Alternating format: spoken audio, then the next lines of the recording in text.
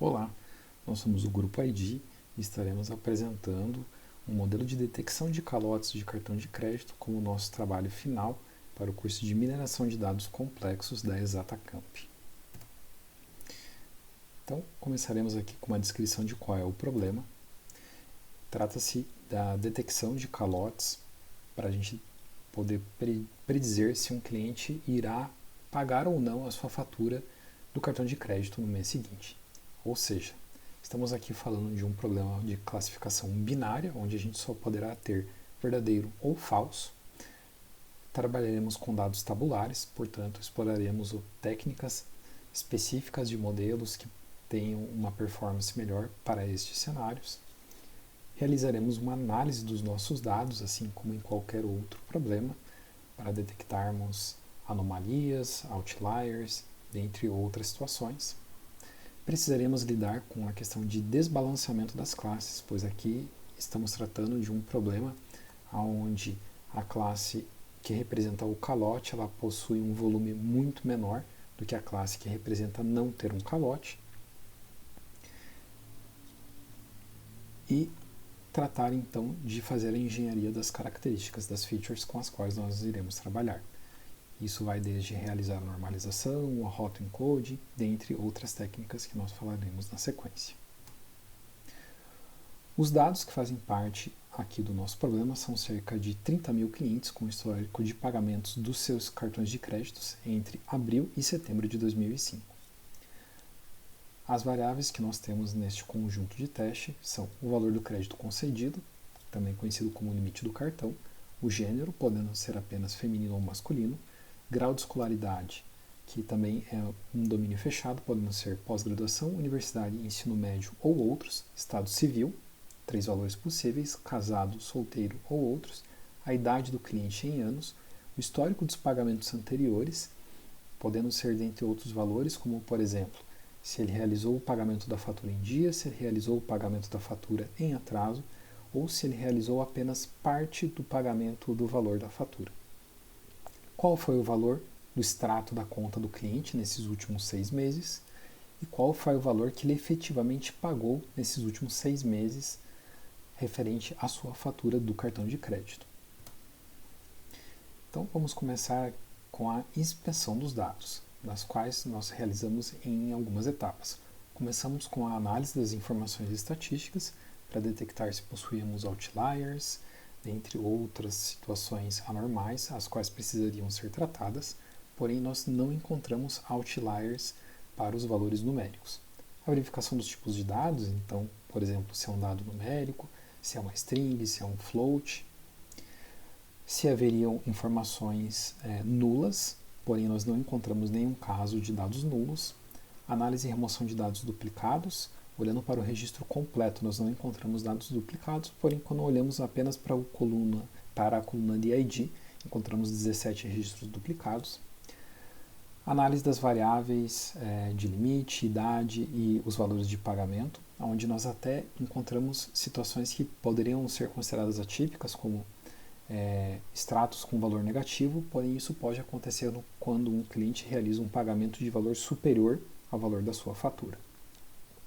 E para as variáveis categóricas, nós encontramos casos em que, por exemplo, a escolaridade do cliente não estava dentro dos 4 valores possíveis e nessas situações nós utilizamos a técnica de substituições de valores e sempre que nós realizamos, nós alocamos os valores inválidos na categoria Outros.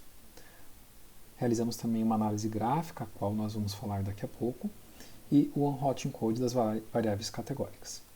Para alguns dos modelos que nós avaliamos, era necessária a normalização dos dados e utilizar os dados normalizados não impactariam os demais modelos. Então, optamos por normalizar a base e utilizar essa base para todos os modelos que nós avaliamos. Na inspeção dos dados, então, trabalhamos com a separação do conjunto de treino e de validação, onde nós destinamos 80% dos dados para treino, que são aproximadamente 24 mil registros, onde nós tínhamos os 17 registros duplicados que foram removidos da base. Temos 14 mil clientes femininos e 9 mil clientes masculinos, mas uma das informações mais importantes que nós devemos observar nesse slide é a questão de qual é a quantidade de clientes que realiza o calote versus a quantidade de clientes que não realiza o calote. Então podemos ver aqui o desbalanceamento das classes. 24% para o masculino e 20% para o feminino são os clientes que de fato realizaram um calote nos seus pagamentos.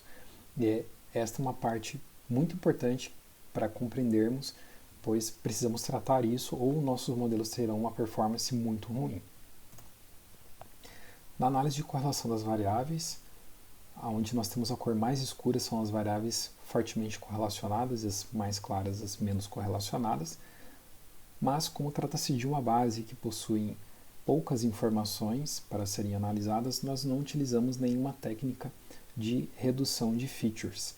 Se fosse uma base com 100 features, seria interessante nós reduzirmos a quantidade de dados que utilizaríamos no treinamento dos modelos, porém aqui nós optamos por manter todas as features que estavam na base de dados para dar sequência com os treinamentos dos modelos. Modelos treinados. Como nós estávamos tratando de um problema que tinha cerca de 24 mil registros para treinamento, não possuem muitas features e são modelos que são rapidamente treinados, nós optamos por treinar vários modelos com várias técnicas de balanceamento para termos uma avaliação e poder comparar essas situações. Então, primeiro começamos sem realizar nenhum balanceamento e aqui na nossa matriz de confusão nós conseguimos perceber que a gente possui um desempenho muito ruim quando a gente está tentando detectar o false e com isso nós passamos posteriormente para uma técnica de oversample, onde nós já conseguimos observar uma pequena melhora nos resultados, porém não para todos os modelos. E por último nós utilizamos o smoothing, que ele combina um pouco de oversample com a geração de dados sintéticos para gerar um conjunto mais balanceado e com isso, nesse último caso, nós obtivemos os melhores resultados de todos os modelos.